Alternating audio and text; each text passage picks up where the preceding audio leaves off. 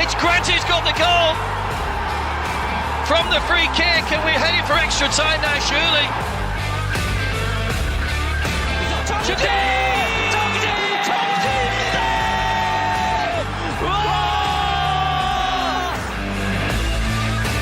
Domingo! It is 2-0, and that now surely seals the K-League title for John Buck and Motors. You're listening to the K-League United podcast, proud partner of Football Nation Radio. Hello and SEO, welcome to the K-League United podcast. I'm Paul Neat, and joining me as always is Mr. Matthew Binns. How are we doing? Have you had time to come to the reality of it all that John Buck are no longer the champions of the K-League? Oh, steady on, Paul. It's not over until the trophy is lifted, and well, I've figured out a way for John Buck to edge it. Go on. If Hong Won-bo still has to hold his nerve this weekend, he can't mess up the tricky 5 substitution rule because it's happened to Gwangju and they had to have the match disqualified. So if he messes up that 5 substitution rule, if he gets his batches wrong in that second half, they will be deducted 3 points. Could you imagine? And John Buck, the title got decided on substitutions. I would love it. I would love it if it got decided on substitutions. Stick that in your meme bucket. But yeah. As long as John Buck then find a way to stick a few past Incheon rather, it's like the managerial equivalent of a Kim Sung-dae throw-in, I guess. But there's any team that can achieve it, it'd be Ulsan. There we go. Well, yeah, I mean, it did feel kind of like it was never going to happen, especially, on the weekend, as we'll get to maybe in a little bit. Happen. Well, it's still a weekend. It's not happened. All right. Okay, well, let's park that there. We've got a lot to get through today, but we should probably touch on 2 things before we do get to the meat of it all. Korea lost the bid to host the 2023 AFC Asian Cup. Qatar will host that. And according to Yonhap, citing a KFA official, they said that Qatar's bid was very strong and it offered much more to AFC in terms of corporate sponsorship opportunities and broadcasting fees. Qatar's plan to use the new stadiums for the World Cup for the Asian tournament was also in their favor. So, thoughts on that, Binns? If the KFA were going to get the army involved, they would have been better getting Kim Tae-won to have a word rather than the boys from BTS. Yeah. But I don't know. I don't really know what to add to the discourse that's been floating out there on this one. Everybody's kind of said everything I've got to say. There's nothing unique for me to say. But I'd have liked Korea to have hosted, obviously. And I think they should have been given it. It was originally planned to be in the East. Yeah. Korea has the World Cup infrastructure still. It still has the stadiums. And also, given how long it's been since Korea has hosted, it felt they felt like the prime candidates for it. And I think the media felt that way, perhaps was slightly biased, being where we are in the world with the media we receive. But I felt that most people outside of Korea as well quite fancied them to win it. But ultimately, I feel this was always going to Qatar. Like, really, the AFC's had a preference for Qatar, partly because of their willingness to help out. AFC Champions League, obviously, with the bubbles and some World Cup qualifiers and that. They've been hosting things for the AFC, so it could be kind of a I scratch your back, you scratch mine kind of situation. So I always kind of felt like if they could have given it to Qatar, they would have. I think the biggest problem, and I've seen this mentioned across tweets and stuff, but why go through the bidding process if Qatar was always on the mind of the AFC? This bidding process was always ceremonial, and if there is any hint of a truth to that, and I must say that for legal purposes, unless Patreon can cover our legal fees, it's only a hint. Patreon.com/KLeagueUnited. And Yeah, there's now a new legal fee Yeah. tier on Patreon. But I mean, if so, it's a massive misstep by the AFC, because they allowed Korea to become the media darlings. They allowed Korea to become the media favourites. They allowed BTS to get involved. They allowed all of this to happen, and then the backlash just makes it look shady. Even if it isn't shady, it just makes it look like that. And you see all these people putting gifts of money or whatever, saying, "Oh, we know why it's gone to Qatar and stuff," but. Well, it has, but not for those reasons, because they Yeah. promised more money in sponsorship and broadcasting fees, But- which is Yeah. when I read that report in Yonhap, I was like, well, okay, then what are AFC going to do? Playing devil's advocate with this, of course they're going to go give it to the highest bidder. But yeah, I just thought it was a bit harsh on the KFA if they knew that Qatar was serious about hosting it. And they knew the kind of financial clout that they had. They might have well just said, "Listen, lads, don't bother." Yeah. Oh, it's a waste of money, really, because the KFA has spent a lot of money yeah, on and the marketing for it and stuff. I think if they just flat out announced Qatar, like if they had just had a backup plan in place, like trying to pull. I know you can't have a backup plan in place. You can't have it as a known secret. You've got a backup plan in place. You can't but if you were always thinking, well, Qatar could take it, just announce it. Let people have a quick moan. Oh, Qatar again. And then people would have moved on. People would have gone, oh, it's not fair. AFC keeping everything in the West as per usual. Oh, but then people would have moved on to the next whatever thing, VAR decision or whatever. People would have moved on, but instead we've had to have it dragged out for months and months, and we've been allowed to think that Korea might have a shot at winning this, and Australia pulled out. And when you look at the three bids lined up together, you think, well, why can't it be Korea? It's already it's been in the Middle East previously. It's going to be in the Middle East for the next edition or whatever. So just. We're not going to get the Asian Cup now this side of the globe until the 2030s. Just let Korea have it. Why can't they just... I know. I thought it was a done deal. I thought it made so much sense. And I thought with the way that the KFA had marketed it, you might have seen the advertising hoardings in some of the games recently where it was like, it was saying, I can't remember the exact phrasing in Korean, but it was, the Asian Cup in Korea, Championship 2 for Korea. It was kind of like a nice play on words. And it's like, it made it think it was just a matter of time. It was all just, it was Korea's. Anyway, so yeah, I disappointing. I would like to have been to some of the stadiums and get those ticked off that I have been able to, like the Munhak and things like that. But alas, it is not to be. We should press on as well. Another announcement this week was the nominees for the K-League Awards for this year's MVP, Young Player, Best 11, and all that for both divisions. Now, without going through who's on there, because there is a full list at the moment on kleague.com, so check that out.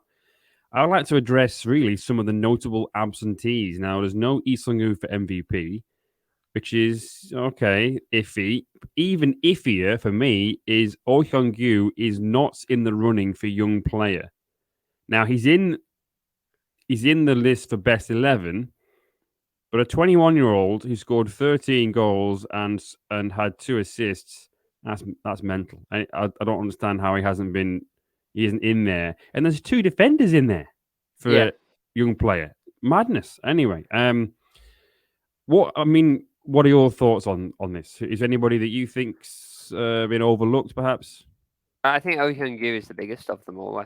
I really do think I can't fathom for the life of me why he has been excluded. When you got the likes of Kang Sung-jin at Seoul, I'm not saying he's not had a bad season. He's not had a season that Oh Hyung-gyu has had.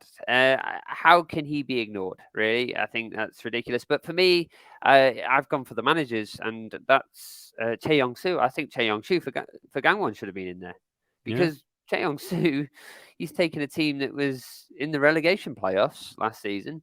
Really, I forgot about that one. they're now in the top half, and he was on the cusp of getting them into the Champions League. It's not going to happen, but he was leading against Ulsan for about 10 minutes at least. It looked possible, but yeah, unless you finish in the top 4 though in this league, you may as well not concern yourself with this trophy. I'm still pleased that they've included Incheon's Cho Sung-wan though. Yeah. And if he doesn't win, which he won't, then it's a travesty. But of the four selected, for me, it's him, Kim Ki-dong, for his work at Pohang, which I think, given that Pohang gets stripped of talent year upon year and they keep appearing in this top 3, I don't know what, Kim Ki-dong, he deserves either incredible financial backing or one of the top jobs in K-League / Korea. But yeah, enough about what I want. Hong Myung-bo and Hong Myung-bo then in 3rd, and then Kim Sang-sik in 4th. He's only in there because Jeonbuk is 2nd. Yeah, indeed. Yeah, well, we'll probably have to go into, I don't know if you've got time to go into the awards again, because the awards are coming up in a week's time, less than a week's time, in fact, and we haven't got time to talk about what we think about them all, because this is the way K-League is this year. But one player who is deservedly in the running for Best 11 after a great season this year is Ulsan Hyundai's Valeri Qazaishvili, a.k.a. Vako. Well, he joins us on the line for a chat about, what happened over the weekend. Hello. Hello, Vako. How are you? I'm good. How are you? I'm very good. Thank you very much.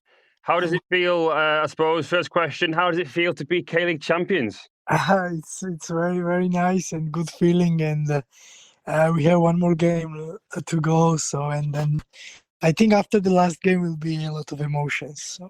Yeah, when you finally get to lift the trophy. Oh yeah, after the 17 years, so it feels really, really, really different and really, really nice. I bet. Yeah, well, I know you've won a league title before, but is this the highlight of your career so far? Yeah, I can say that because I play a lot of games, and from the beginning that we our focus was to win the league, and during the season we were the number 1 most of the time. So yeah, I can say that, yeah, for sure. Yeah, well, what do you think has been the difference in this Ulsan team this year compared to last year? I think it was all about the experience, and about the mistakes that we made last years. So yeah, this year we try to not to repeat the same mistake, stay more focused, and every game and every point was the important. Yeah. Oh, sorry.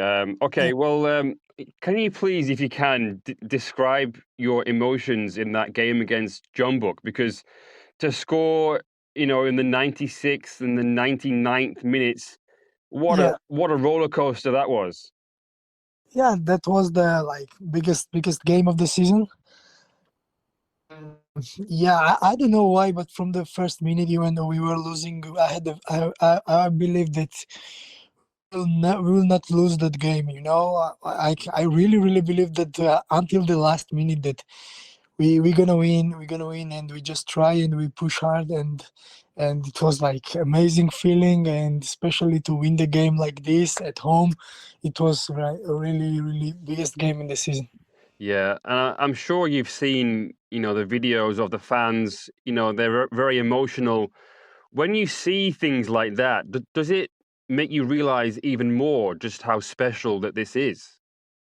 Yeah, for sure. This they were the fans and supporters. They were there from the first game, and they always show support, and they always show a lot of emotions, and it was especially against Jeonbuk was the biggest game. So, and to win like this, and then after the game I saw the emotions, and it's really felt very good that we won for them.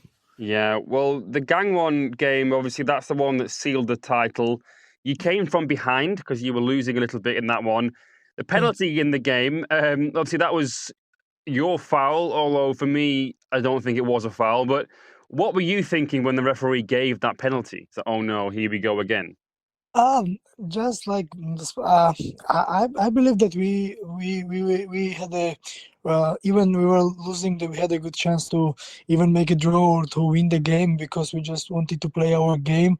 But yeah, I don't know, it was the referee's decision, but it felt very bad at the moment. But it's like, especially after the Jumbo game, it's like we switched our mentality. So yeah. Yeah, he took a long time to look at the replay. He looked at it many, many times, and for me, the more times that he looked at it, I thought he's going to say no penalty for this. So I found it very, very surprising. It's like, I think it was a 50-50 for me, and it was all about the referee's decision. I really, I only see one time, so I thought it was not a penalty. But yeah, this is what it is. But this was the first time that I got a penalty in my box, so it was the weird experience. Yeah. Well, obviously, as you said, you didn't need to win that game, but you kept going like many times before this season. From what I saw, it was a very professional performance, very calm. Has that kind of mentality come from the head coach? Yeah, for sure. And we from the coach, and the way we are preparing for the game, and even after the first half. So yeah, it's all about the believing in each other, and just go and do what you can. Yeah. Well, how did it feel then once the referee blew his whistle and it was over, it was full time, an official Ulsan champions? How did that feel? Oh, it was like crazy, really nice, really good feeling, and a lot of emotions in the dressing room. And but now we are like, we are waiting for the last game, have a more celebration, and make pictures with the trophy, and with the team, and I'm really looking forward to it. Yeah. So you guys haven't had a big party yet. You're gonna wait until after the next game. Yeah, exactly, after the last game. I see. What do you guys have in plans for that? Just a big party, lots of drinks and champagne?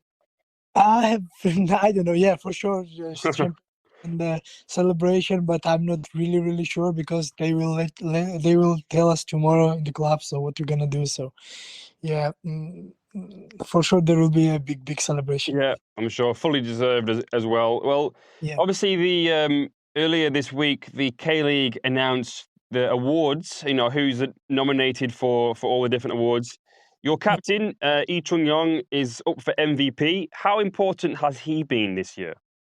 Oh, he's a great player and great person, and great captain as well. And he was helping for like us with his experience. And for me, he's the best player like I played with. So I'm learning a lot from him, and he's so good player, and just joy to watch him every day in the training.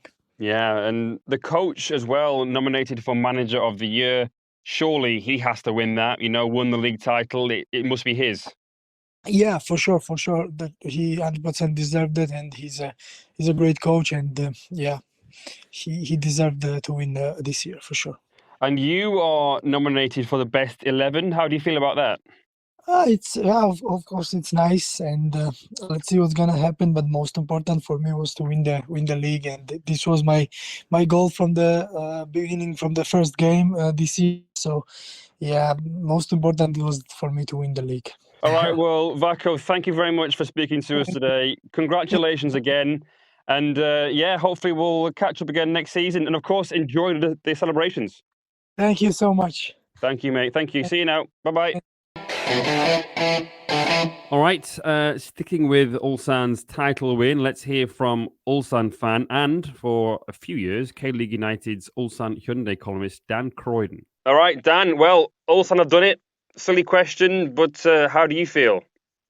Well, yeah, absolutely fantastic. Buzzing still a few days later. And then, of course, this weekend, but finally, we don't have to go through any last day drama. We actually guaranteed I get to see them lift the trophy. So I'm ecstatic. Yeah, I bet you are.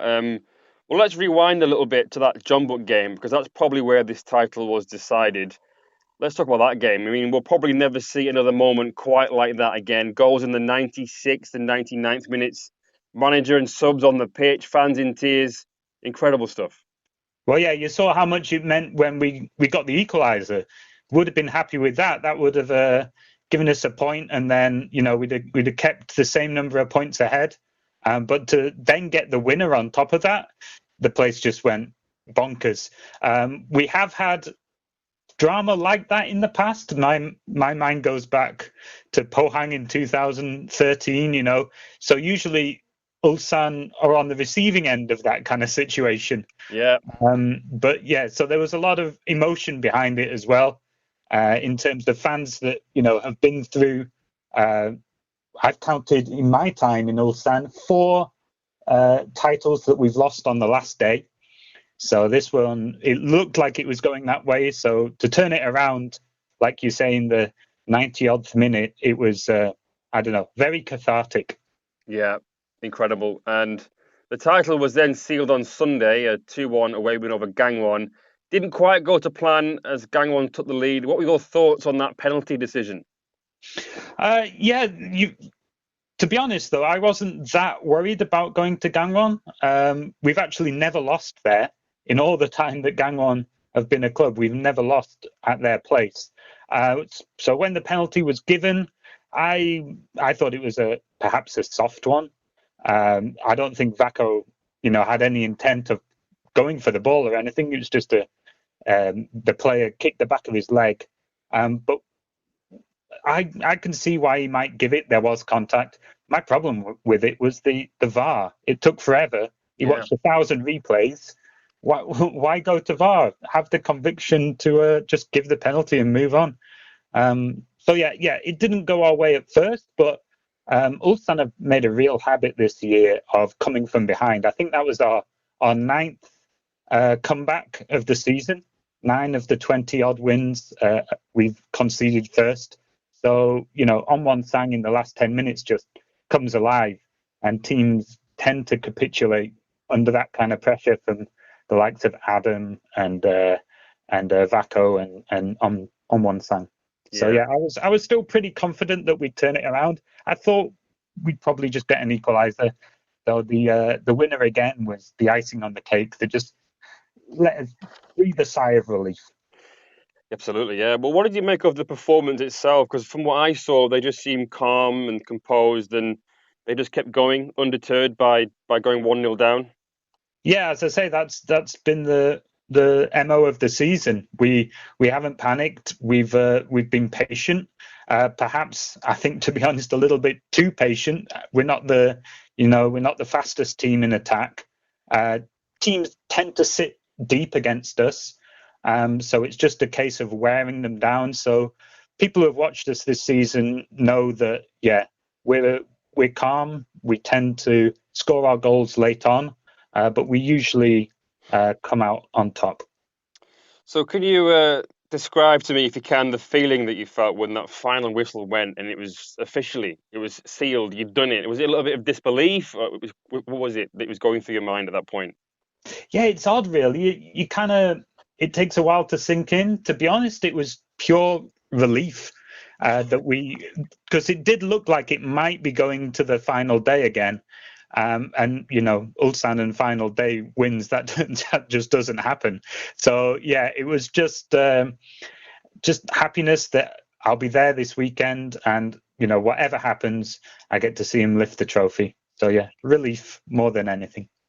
Yeah, well... What do you think has been the difference this year? Is it a player thing, a personnel thing? Is it just a mentality thing, or is it experience? What's been the difference this year compared to the sort of previous attempts where you've come up a little bit short? I think it's probably we made a great start again, but we have a habit of making really good starts. We tend to fall away in the second half of the season, especially. In last year, for example, we had the ACL semi-final, that little run, and we struggled to come back from that. We lost energy there. This year, we haven't had the ACL to worry about going out in the groups, and then we've added, Martin Adam when it was looking like we were getting a little bit too predictable. There was a few too many 0-0 draws and things. Adam really came in and switched up our attack. And so, we made teams, they had to think twice. How do we defend against Ulsan? So he offered something different. And then also Jong Sun-hyun, we got another defender back from the military just in time for the last push. So yeah, some personnel, and then also the ACL loss perhaps was a factor. Yeah, well, would you say that it's been Jeonbuk are not as good as they were last year or in previous years, or have you just got better? Or is it a mix of both? Well, I don't want to talk too much about Jeonbuk. I'm not sure. They seem to struggle early on, but they've had a fantastic second and a half to the season. The ACL semi didn't really affect the results. They've done better after the ACL than they were doing before. And I don't know, cast your mind back. Ulsan were the team in crisis going into the season. We lost, some really big players in Lee Dong-jun and Lee Dong-kyung. We didn't have a striker, So I don't know if we're that much better than last season. Certainly, I don't think our starting 11's as good, but perhaps our overall squad's a bit stronger than it has been in previous years, a bit more experience. But yeah, I mean, it's come down to really fine margins again. Ulsan and Jeonbuk are really well matched. Yeah. This might sound like a question straight from Football Manager, but now that this first title has been won with this batch of players, can this team go on to be something of a force? Well, yeah. I don't know what to click here. Send assistant. Yeah, I'll hand it over to the assistant. No, we'll see, because we've had to rebuild the last few years. We've been a force for since 2019. We've taken it down to the last day of the year in terms of the title race. So I suspect there's going to be more of the same. There is going to be some turnover. I don't know if Onwon Sang's staying, for example. There might be another offer from Europe there. We already know Leonardo. We haven't signed him. He's going back to China, and maybe on to Japan. We don't know yet, but we'll have to sign somebody there. So we'll be there and thereabouts. But again, it's just about signing the right players and a little rebuild, and we'll be there again. Yeah. All right, fair enough. And what would you say to the people there who doubted Ulsan this year? They said maybe you'll choke or bottle it, I think was the phrase to use more often than not. What would you say to those people? Well, I've never really had a problem with that kind of, that more casual view of how the league works. I think it just comes from a place of wanting a new team to win the league, and not being able to praise Jeonbuk for another great comeback. They don't really frame it that way. So the focus has always been on, can Ulsan beat Jeonbuk? I think it was a fair criticism in 2019. We should have won that title on the last day against Pohang. But the last couple of years, it's just the way that the league is set up. It's always going to come down to these big 6-pointers post-split. So... yeah, I don't really have a problem with it. This year was our year. We did it in the 90-odd minute. Yeah. We could have messed up again this year. It's interesting that Jeonbuk don't really get that criticism, but if you think about it, they had the lead going into injury time in both the ACL semi and the decisive game in the league, and they lost both of them. So I don't know. Maybe Jeonbuk are the new bottle jobs. Well, yeah, we'll have to see what happens, because they've got the FA Cup final to play as well. Can they, get their heads right with that one? Obviously, over 2 legs against Seoul, you think they probably would get the job done, but we'll have to see. Well, you mentioned obviously about additions and things like that. Obviously, Leonardo's gone, but what other areas of the pitch do you think need to be strengthened to make sure that you are challenging again next year?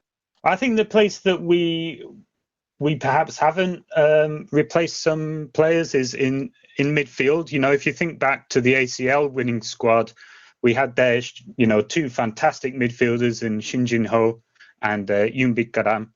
This year, we've had more journeymen there. We've just been solid in midfield, perhaps not enough creativity.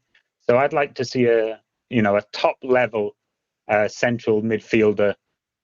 There's not many more Shin Jin-ho's out there. He's had another fantastic year. I doubt we'd be able to get him back, but something of that ilk. We need some real quality in central midfield, and then we'll have to be looking for another striker. But other than that, I think the squad is pretty settled. It's just a case of holding on to what we've got. If we can't do that, signing some quality. Yeah. All right. Well, Dan, thank you very much for your time, and enjoy the celebrations on Sunday. Yeah. Would you believe it's my first game of the season? What a game to go to as well, eh? I know, right? Yeah. I'll be taking on our oldest to his first game. He's been to 2 games. His first game was when we won the cup in 2017. He was like 2 weeks old. So now he gets to see us lift the league trophy as well. Glory hunter, eh? All right, Dan. Thanks, mate. Cheers. We'll catch up with you soon. All right, mate. Thanks a lot. Cheers. Bye-bye. All right, well, that's it. Enough Ulsan for Bins to stomach. Great to hear Dan again. Yeah, absolutely. Yeah, great to hear that his young kid's going to go to the game as well. That'll be quite the experience. Fair enough. At the weekend. Well, let's have a quick break, and then when we come back, we'll look at K-League 1 round 37, what happened last weekend, and what that all means for the final day. FNR is a revolutionary football-dedicated digital platform, the first of its kind in Australia. It provides a 24/7 live online radio platform experience, podcast hub, and acts as a content provider for TV, radio, and digital. Having reached millions of listeners and football fans since launching, FNR is accessible worldwide via its website or app, providing a platform to discuss, debate, and celebrate the world game. We are your voice of football, FNR Football Nation Radio. All right, welcome back to the K-League United podcast. Actually, before we go any further, there was some rather distressing news that broke on Tuesday. JG United goalkeeper Yu Yeon-soo was in a car accident that morning and was rushed to hospital. A statement released by the club later that afternoon read that he underwent emergency surgery and that they were awaiting for the results. Now, Kim Dong-jun was also with him. He suffered some bruising and is resting. Im Jun-sop and coach Yoon Jae-hyun were examined afterwards. And the statement also reads at the end that they want people to pray for Yu Yeon-soo. And from what I've heard, it is quite bad. And K-League United would like to sincerely wish him and everybody involved a swift and full recovery. Well, in K-League over the weekend just gone, we saw quite a bit being decided, aside from the title, of course. Let's just quickly run through all the results, Matthew, if you could. For a brief 10 minutes, it was Gangwon FC 1, Ulsan Hyundai 0. And then I can't really remember what happened in the rest of that match, but I believe there was a comeback courtesy of Won-sang and the unstoppable Martin Adam, which gave Ulsan the lead. Obviously, they've won 2-1, and title celebrations in Chuncheon. Plenty of Dak Galbi to be had there for the Harangi. Yes, congratulations on their title. Suwon Samsung Blue Wings, meanwhile, kept their relegation hopes alive with a 3-0 win over neighbours Suwon FC. Meanwhile, Jeju United saw their Champions League hopes fade away at the hands of Jeonbuk Hyundai Motors, former champions Jeonbuk Hyundai Motors, it should be said, kicking off this game, who won the game at 2-1. Meanwhile, Daegu FC, they drew 1-1 with Gimcheon Sangmu to secure safety, and Incheon United drew 1-1 with Pohang Steelers to take the race for third into the final day. Kind of, not really. Incheon United need to score a lot, and they are versus Jeonbuk, it should be said. FC Seoul, meanwhile, decided to enter the relegation race themselves with a 1-0 loss at home to Songnam FC. Yeah, so in Final A, like you said, Incheon won't finish any lower than 4th, meaning an ACL player place is just a waiting game for them, hoping that Jeonbuk win the FA Cup. Pohang unlikely to finish any lower than third. As you mentioned, Matthew, it is still mathematically possible for Incheon to finish third, but they'd have to beat Jeonbuk and score 6 or more, I believe, in the process, and then hope that Pohang lose at home to Gangwon, which is probably not going to happen. Yeah, so Jeju and Gangwon, they're out of the ACL race after their respective 2-1 defeats. As I mentioned, Daegu are now safe. But yeah, FC Seoul right in it.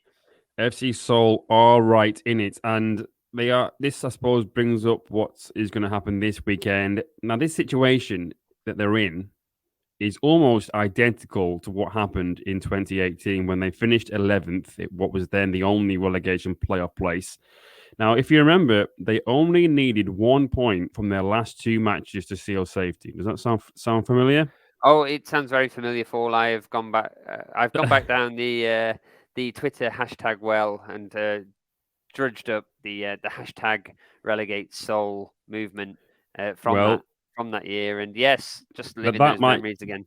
Yeah, that might be digged out again. Or that might be dug out again because it's the same this time. We're very similar because, in 2018, they lost at home 1-0 in round 37. It was the last home game of the season. Then they went into the last game level on goals scored with the team in the relegation playoff place. That was Sangju. They lost 1-0, and that Sangju goal by Yoonbik Garam sent Seoul into the bottom 2.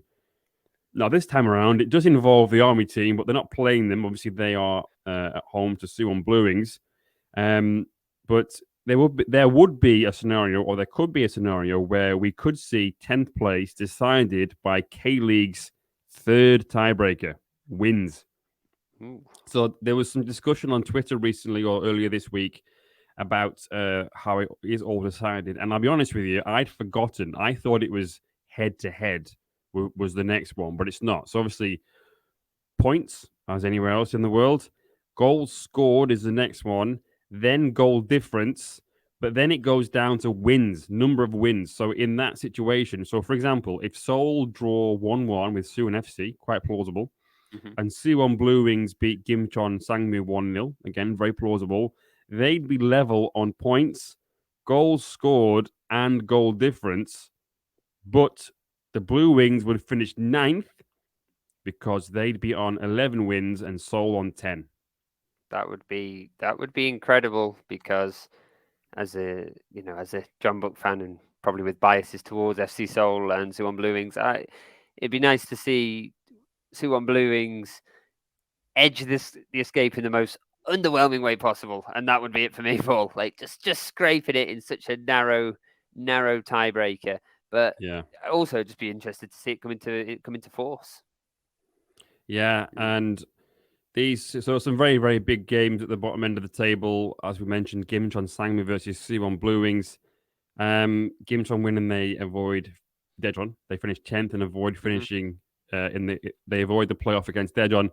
Now, I'm not sure about you, but when the split fixtures came out, and we saw which games were on TV overseas, I asked the K-League why wasn't Gimcheon versus Suwon Blue Wings picked, and I was told it was because they find it hard to have digital ads at Gimcheon Stadium. So whatever reason that is, I think it must be the way that the temporary stands are located. They find it hard to put ads in there. What a shame, because that's going to be a great game. Alex Jensen is on commentary for the FC Seoul game away to Suwon FC on the Saturday. Yeah, and then he was obviously on comms duty for the Ulsan game as well.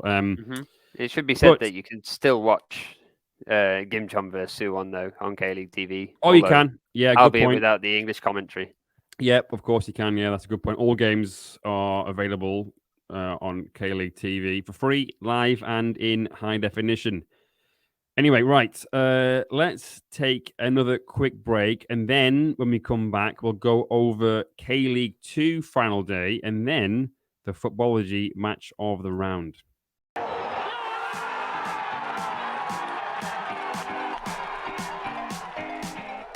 Footballogy is a football app like no other.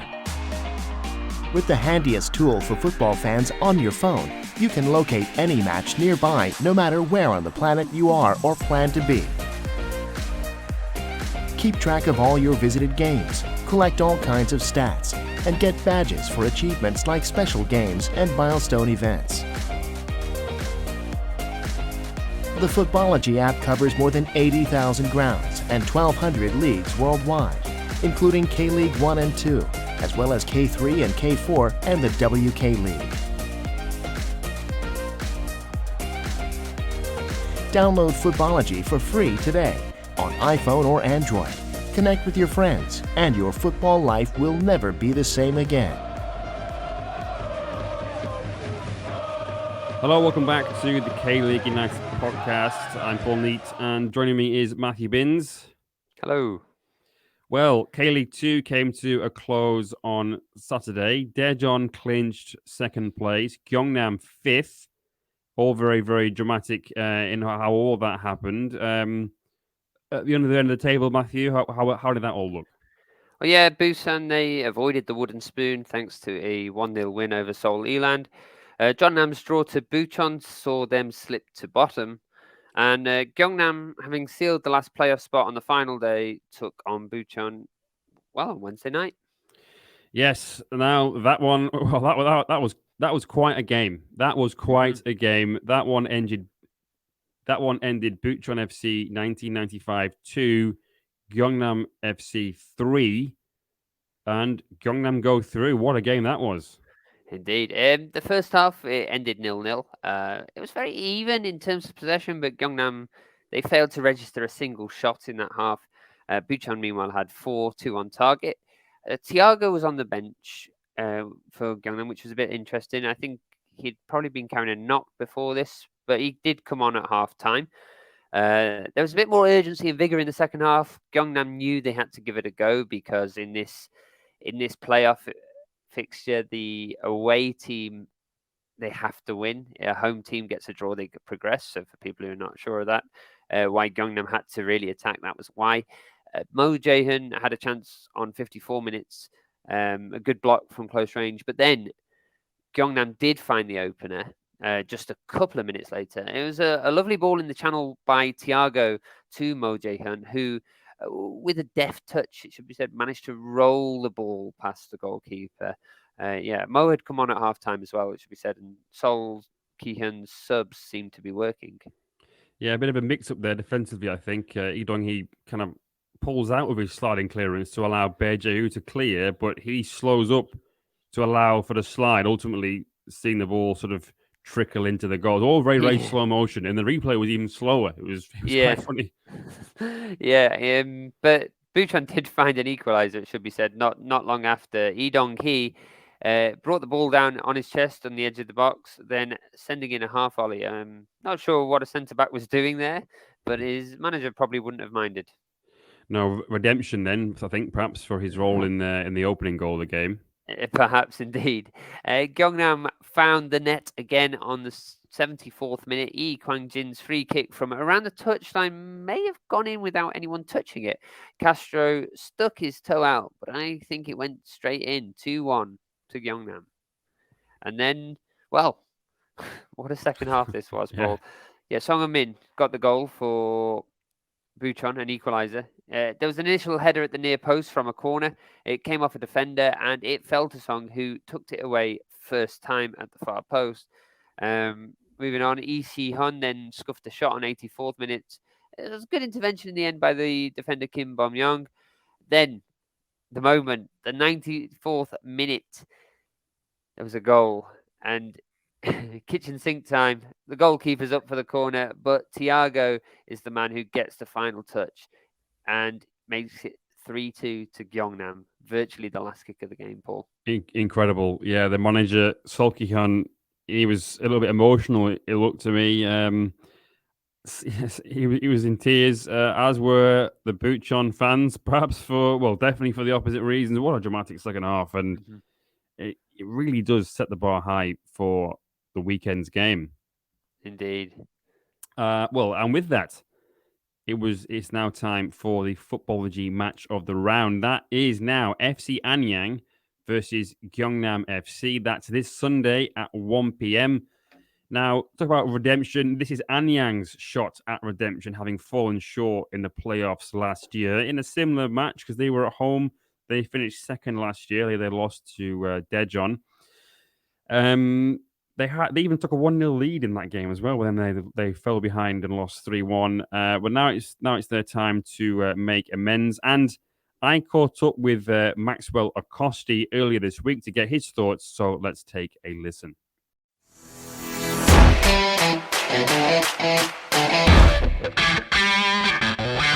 Morning. Hello, Paul. How are you doing? Good morning. I'm good. How are you too? Yeah, pretty good. I'm not sure about you, but I can't believe that we're already at the end of the season. Has the season gone by very fast for you too? Yes, really fast. I remember our first meeting, and everything has been really fast actually this season. And I think it's good because when it takes too much long, then it becomes a little bit boring. So I think it's really good for us to be here now that there's playoffs and everything. So I think it's been fast, but it's so far so good.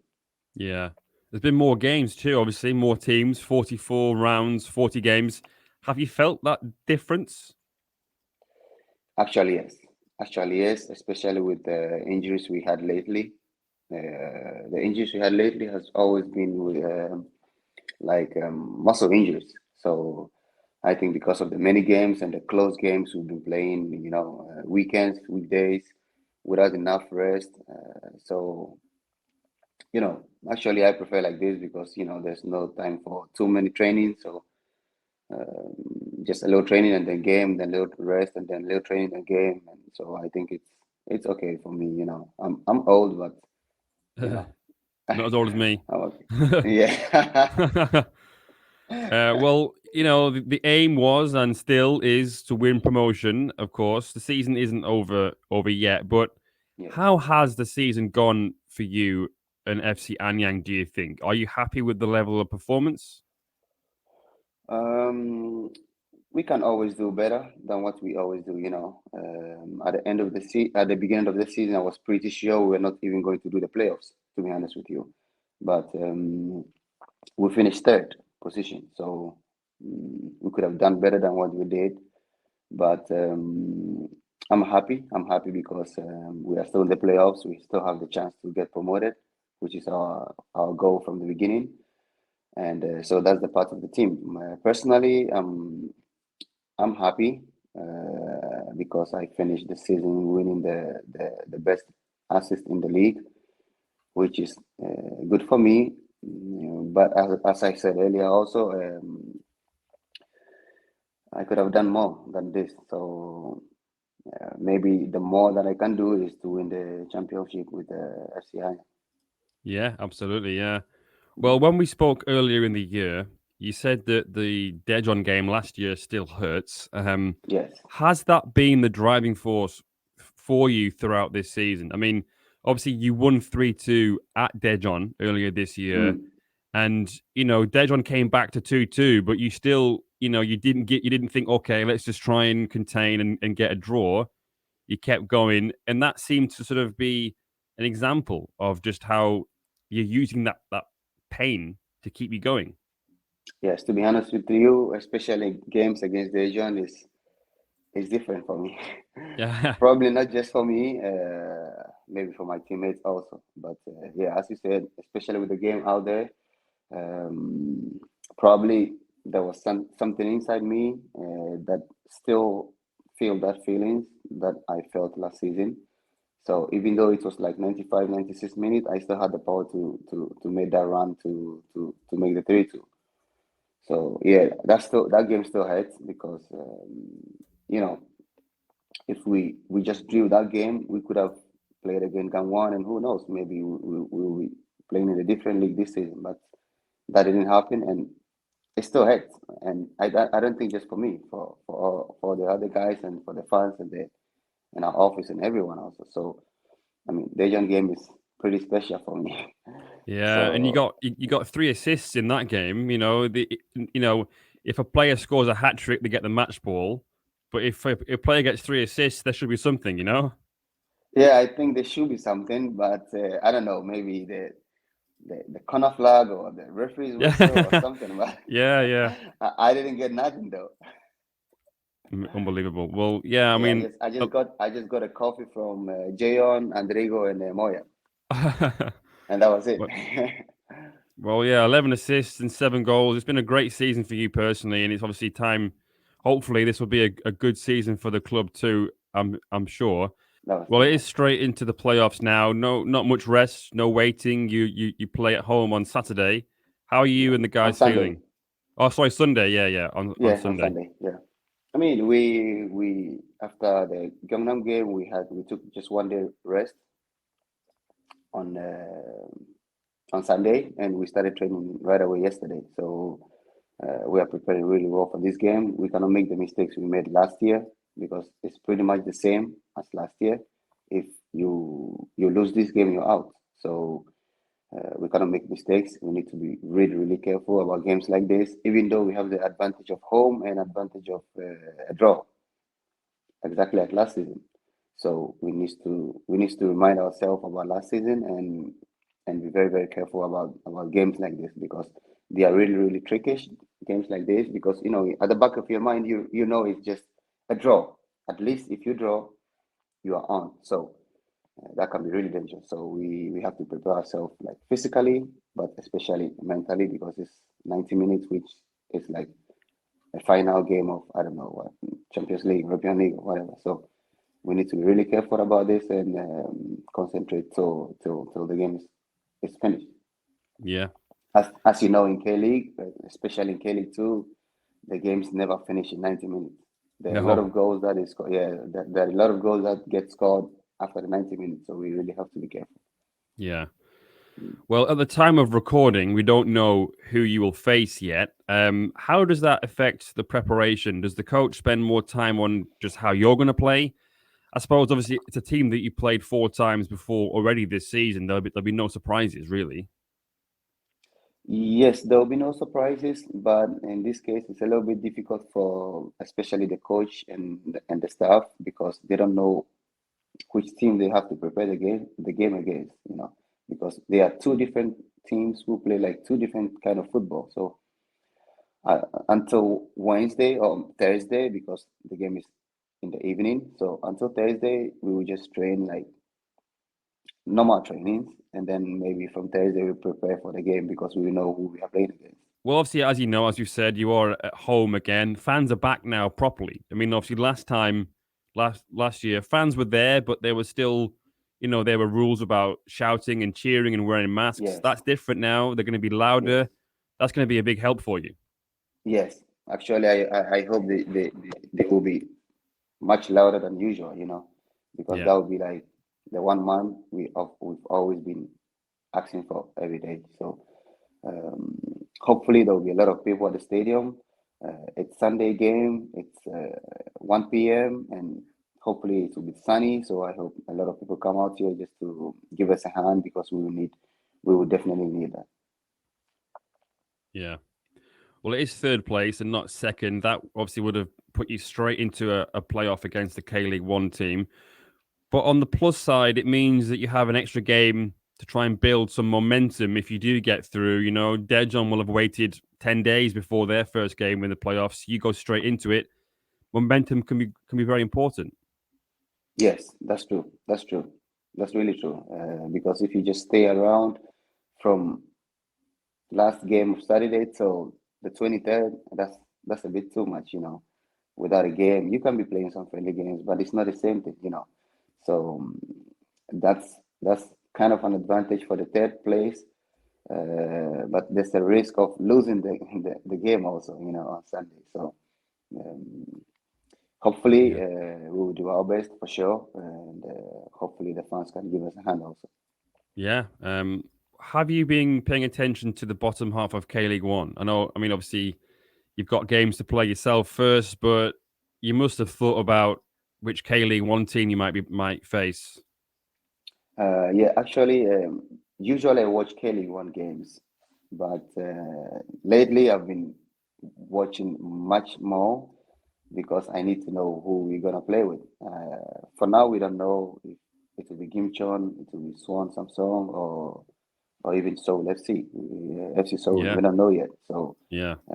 I really watch all the games, and because I need to learn my opponents, you know. So Yeah. I've been really watching closely, and I'm gonna watch on Saturday also. You know, Yeah.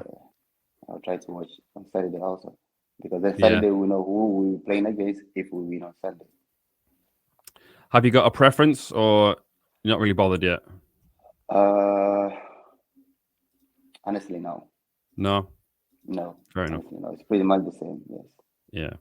Well, I spoke to Gerso Fernandez a few weeks ago. He told me that you guys knew each other, which I didn't realize. But he talked about the schedule and how it's affected his energy levels and the teams.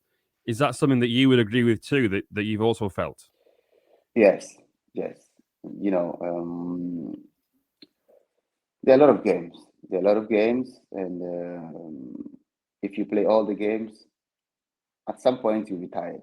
You know, at some point I picked up an injury because I was coming from, I think, 8 or 9 games playing 90 minutes. And so I picked up a little injury, muscle injury, because I didn't have enough time for rest, and every game is just sprinting here and there. So yes, it affects a little bit, but this is the league, and we just have to get used to it. Yeah. Well, looking back at the team last year compared to this year, what's different now that will make sure that you don't repeat what happened last year? I think we are more matured right now, even though we have a lot of new players compared to last year. But these new guys are also pretty matured guys who have been playing this league for some time. So I think the maturity in this team right now, and we have very good chemistry between us, even off the pitch, which is really, really good. We had that last season also, but not as much as now. So the maturity and the chemistry that we have right now, I think that's going to help us to excel in. I mean, that helped us during the whole season, and I think you know, now is much important. And this game is the most important of the season right now. So all the guys know that we are all matured. We all try to do our job and do it well, and hopefully we don't repeat the mistake we made last season. Yeah. Well, finally, what message do you have for FC Anyang fans? Personally, I want to thank them so much for the affection they showed me and my teammates. We really appreciate. They are coming everywhere. They come to Busan, they come to Gangnam, they go to Jeonnam, everywhere. Everywhere they always come in their numbers, and we really, really appreciate that. We're just asking them to do one more favor for us, which is come in their numbers on Sunday and make as much as noise as much as possible they can, because we will really need that. So we will ask for their support, maximum support on Sunday, and hopefully we will not disappoint them. Right, fair enough. Yeah, well, Maxwell, thank you very much for your time this morning, and good luck this weekend. Thank you so much. My pleasure. Thank you, mate. Cheers. Nice to talk to you. Cheers. All right, that was K-League 2's top assist maker in 2022 with 11, Maxwell Acosty. Well, he and Anyang will be facing Gyeongnam this Sunday, and to find out what Thiago has to say about K-League and the playoffs, there is a full interview with him now on KLeagueUnited.com. I say now, maybe Friday. So if you do check now and it's not there, possibly Friday. So with FC Anyang against Gyeongnam being the footballogy match of the round, tell us, what is there to do in Anyang and how to get to the stadium, Paul?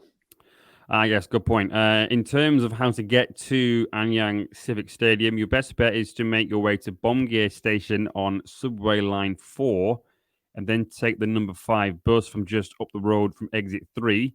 It'll take about 17 minutes and it will take you straight there. Bomgye is actually quite decent for nightlife too. So if you're looking to do something afterwards, or something to eat, bars or restaurants and whatnot, then there's plenty of that. Yeah, that's quite a good option. Alternatively, I'm personally a big fan of getting off at Indagwon Station. taking a bus from exit 8 for 8 minutes. And nice and easy to remember as well. There we go. 888. If you want to do something else after the game, then you can check out Anyang Arts Park. You should be able to find it on Google Maps. And a taxi will take about 15 minutes and cost you about 7,000 won. But if you do go to the game this weekend, or any game for that matter, don't forget to check in using the Footballogy app, upload photos, and see who else is there as well. More than just a ground hopping app, the handiest tool for football fans. But actually, I want to ask you, do you know why Anyang play in purple or violet? I do not, Paul. I feel like I should. And I was told this by their media officer earlier in the year when I interviewed Acosty for the first time. He said it's because Anyang as a city was famous for grapes. Yeah. There you go. Didn't know that. Makes sense, doesn't it? Yeah, the more you know. Yeah. Indeed. Well, before we go, it is World Cup season soon. Less than a month now. And so if you're looking to get kitted out with some retro or classic football shirts, then head on over to classicfootballshirts.co.uk by clicking the link in the description of this episode and using KLU10 to get 10% off your order. Yes, there's some decent Korean national team kits on there, some K-League. There's some bits and pieces on there from some K-League teams like Gyeongnam. So quite a lot on there, actually. Yeah, so something for the weekend. Yeah, exactly. But that's it for us from this week. So thank you very much for tuning in. Join our Patreon. That's patreon.com/K-League United to get longer and sometimes video versions of the interviews as well as other bits and pieces. We've got Dejon's Leandro coming up this Friday too. So that should be on Patreon very soon after. Anyway, until next time, check you soon. See you soon.